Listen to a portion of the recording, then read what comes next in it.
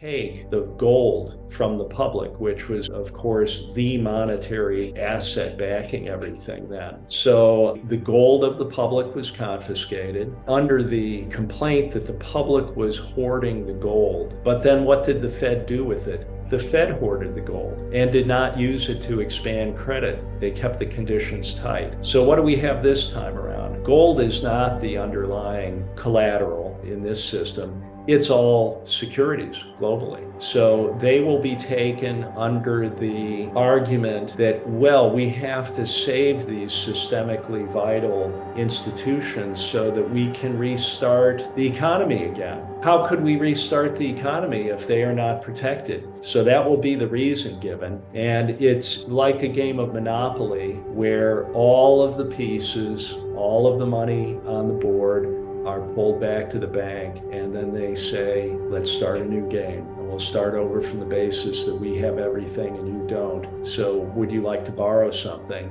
And this is what the CBDC, the central bank digital currency, will be. It will be very difficult for people to refuse to use it because they literally won't be able to eat. They will have an app they can download. This will be the help. This will be the cavalry riding to the rescue. Just download this app and you can load your phone with some currency to allow you to go buy milk. But every time you use that, you are actually borrowing money from them. They have you. Again, it will happen very fast. This will unfold in a very frightening crisis kind of environment, and people will have difficulty refusing. And that's why it's so important to spread this awareness of this beforehand so that people understand what is happening and so that people can become engaged in this all the way to the top of the system. It has the potential to activate very capable people all the way to the top of the system. It has the potential to unify people against this.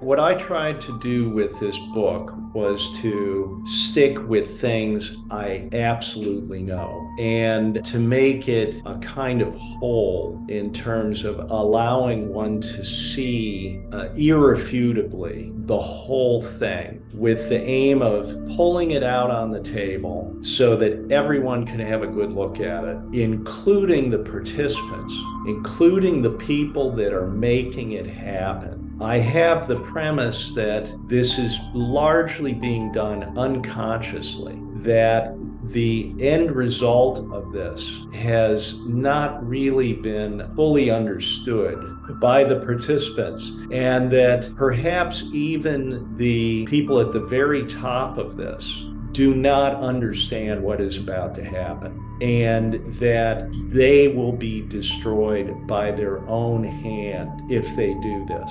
So it's the result of a kind of inevitable logic that they have to control everything, that has now been taken to the ultimate degree where one can see, while it's an intelligent design, it is literally insane to actually do this because no one wants this. And that the people that have inherited this ownership layer at the very top, they did not design this. They did not put it in motion. They have allowed the juggernaut to continue. There has been no pruning in the garden. There's been no oversight. It's literally never been looked at, never been checked. It has basically run out of control unconsciously. So we have to make it conscious all the way to the top of the system. Now, another way I think about this is they study us. We have to try to imagine who we're dealing with here. So I'm getting into conjecture about this. I have known people pretty high in the system. I have this idea that people are intimidating if you have not met them. But once you've met them, you see that they are just people. And I think we have to understand these are just people. They are not lizards eating babies like potato chips. That is not helpful to think of it that way. So they are actually not particularly capable people. So there is a head of the snake, but it can't do anything alone. It is reliant on the muscle beneath the head of the snake to do everything for it. And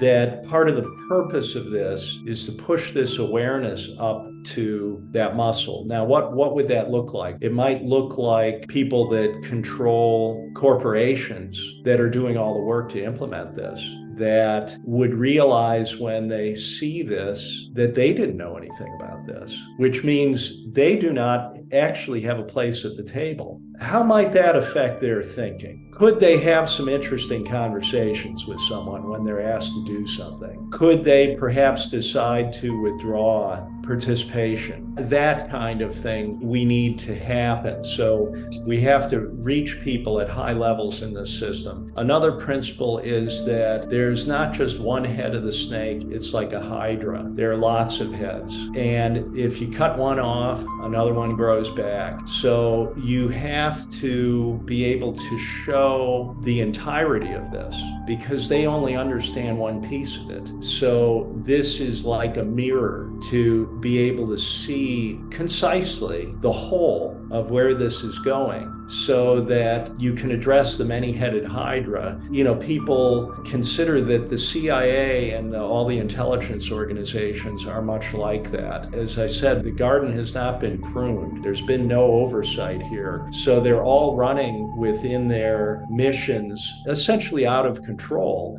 Those people also need to be aware of where this is going. Now, there are people that are actual criminals, that are killers in this, but they are not the people running things. Actually, if the money is just cut off to these entities, it stops. I think that we're very close to this collapse being triggered. What are the indications for that? Well, most profoundly, what has been done to interest rates and where they are now and the scale of the insolvencies that are out there. They're not being discussed. They're being covered up. The only way that the financial system has not collapsed is that there is a big hidden hand injecting lots of created money directly into the financial markets, holding them up right now, as well as allowing institutions to believe they have downside risk by buying protection in the derivatives market, the combination of those things. So this support, the hidden hand, as I call it, can be withdrawn at the time of their choosing. But we're getting late in this process given what's already happened to the interest rates. The other indication of timing is the bank resolution, the documents of the Bank Resolution Authority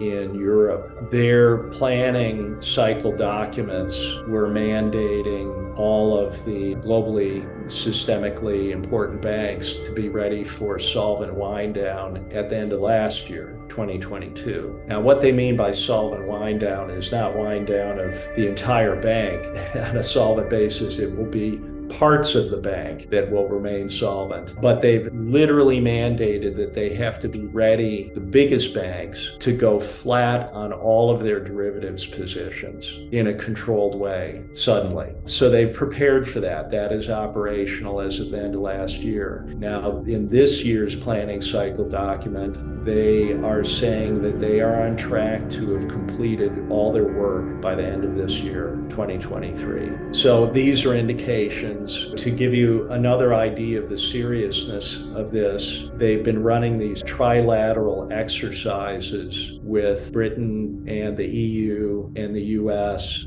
for 6 of the 7 past years. I think they may have missed a year during COVID, but in these exercises, from the US side, the participants are the US Treasury Secretary, the chairman of the Federal Reserve, the chairman of the FDIC, the heads of all these entities in this exercise, which I've never seen before with anything. So they're very, very serious about this. And these exercises are about assuring the cross-border transfer of the collateral when the banks are put into wind down.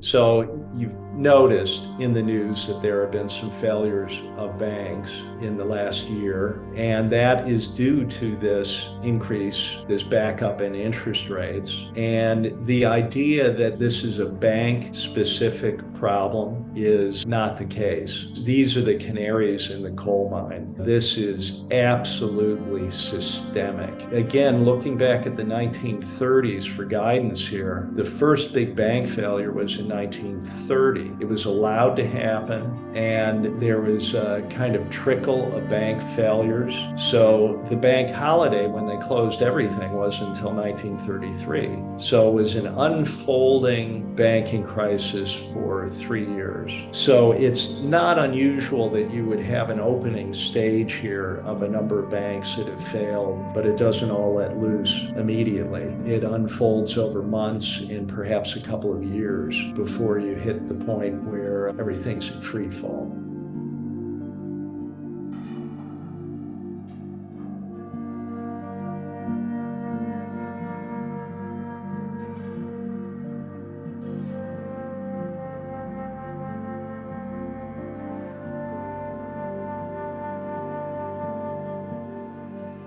Well, how could things be better here? How could this go well? We have to imagine that. It seems to be overwhelming, but the first step is to get this awareness up to the highest levels so that people realize we don't want this to happen. It's been taken to an insane extreme and it's not going to go well for anyone. Then people are left with this idea that, well, everything will just collapse. And I don't believe that at all. There is a real world with real economic activity that goes on despite this system that extracts resources from people and places enormous stress on them, that funds psychological operations that are, of course, public-facing. They're used against the population so that the resources of the public are extracted, tremendous burdens are placed on people, stresses. It's a system that subjugates people. And if that simply stops, everything gets better immediately.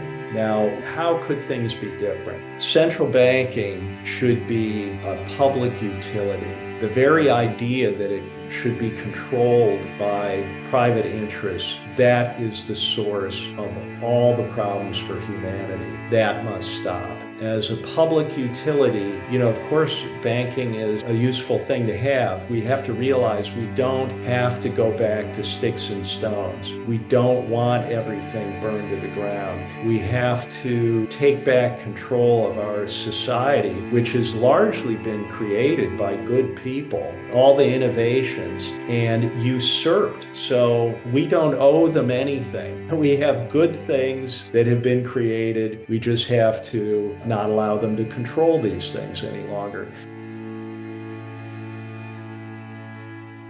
So public banking would be like a utility. Any profits would be returned to the public or used to support government. We have to have government. We have to have some way to operate society and have roads and do things that work for society. So anarchy and chaos, we can't have that. So this has to be done peacefully. It has to be done legally. Another concept, and these are not my ideas, I'm borrowing these things in terms of public banking, but also something like the tax system, which is really a way of harassing and, again, subjugating people. We know with the scale of money creation, things are not being funded from our tax dollars. But if we had a stable system, some kind of share of economic resources are needed to operate the government. A very simple way to do that is to place a simple fee on every electronic money transfer. Wouldn't be needed for paper currency, just every electronic money transfer. We know today that the major corporations don't pay any taxes. They aren't supporting anything. So money flows. It could would be a fraction of a percent. And especially if you end all of the wars, if you wind down the military bases, if you stop all the covert actions which are criminal, the scale of government can be right-sized to what is actually beneficial to humanity. As I say, we're being governed by constructs. They aren't even real. And if they don't serve humanity, they must be stopped. And if we're going to have artificial constructs, they must serve humanity. So imagine how people would feel if they were told, you don't have to file taxes anymore. That's all going to be handled. Just pay 0.1% on whatever electronic transfer you're doing. But the people that run this system don't want those kinds of solutions because they would eliminate their control. So my purpose with this book is to create something that will show the entirety of what this is and where it's going, to do it with an economy of information and just hard, irrefutable information, and to put this in something that can travel. And that is happening. And I know already that it has reached billionaires, it's reached people all over the world, it's reached people that manage a lot of money, have responsibility for that, people in Buenos Aires and Vancouver and New Zealand and Monaco, London. So it is happening. That's what we have to have happen. And we need people at the top of the system that are not 6 degrees separation from the head of the snake, but are more like 1 or 2 degrees from the head of the snake, to become aware of this and start to say something about it and start to do something about it, because they realize that they are not going to be protected. As I say toward the end of the book, wealthy people think they're special. You are special. They're saving you for dessert. And you let that sink in. So everybody has to get busy with this, including people who believe that they are powerful and they can make a difference. And it needs to be done legally. It needs to be opposed through legal means. I mean, imagine what would happen if judges in important positions become aware of this, prosecutors. This has never really been examined in terms of how it can be dismantled. And there will be ways to do this because it is just a construct. So in terms of advice to people, and again, I can't give you financial advice. I don't know your personal situation. I would start by saying that your happiness is important and the happiness of your family. And you should not let financial considerations cause you to do something that will drive your family into despair. You have to be able to get through these years. But if there are things you can do that might actually give you a relief of stress, you should consider doing those things. And one of those might be to eliminate all debt. So you have to get over this notion that you should use borrowed money to control more stuff. They want you to do that because when the price level falls, you won't be able to service that debt. So you take advantage of this time remaining to sell things to pay off your debts. It doesn't make sense to have money in the financial markets when you also have debt. There are people I know who have sold their homes, which is a tough decision to make, and are simply renting to make sure that they're not in debt at all. So you have to ask yourself, these are personal decisions, how that feels for you to do that. Another principle is to get real, so to speak, to invest in real things, avoid constructs and intermediaries. You want to hold things directly, have good title to them, things that you can hold like that, such as land, buildings and land. And you want to think about if this goes into a difficult period of years, and this can be a positive thing, is to have an ability to produce food. In the 30s, for both sides of my family, they weren't farmers, but they had to have recourse to family that had farms in order to supplement their food. It was important. So again, that can be done in a positive way. You put money into building a greenhouse, have a big garden and orchard, might choose to live in a more rural area. Talking with people who went through the Depression, there was one friend of mine, much older than me. I knew he had lived through the Depression, and I asked him about it, and he said, well, both my parents were killed in an automobile accident. So I was on my grandfather's farm, and I was not aware that there was a depression. So he was on this farm with his cousins. That tells you something. As a child, they were just fine.